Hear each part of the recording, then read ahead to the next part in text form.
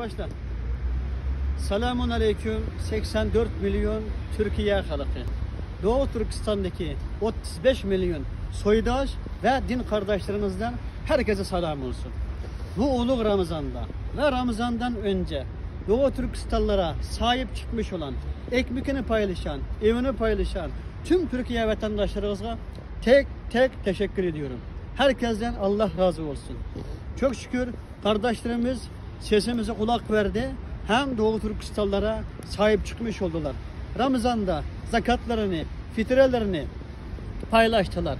Allah bunlardan razı olsun. Hem kardeşlerimize burada biraz söyleyeceklerim var. Türkiye'de yaşayan bazı Uygur Türklerinin ev sıkıntı var.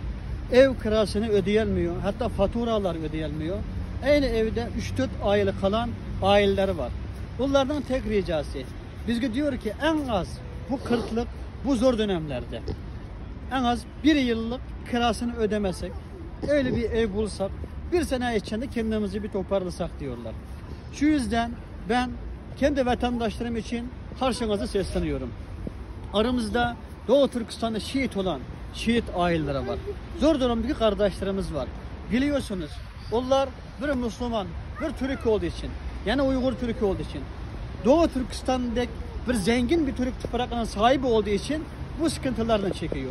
Zalim kız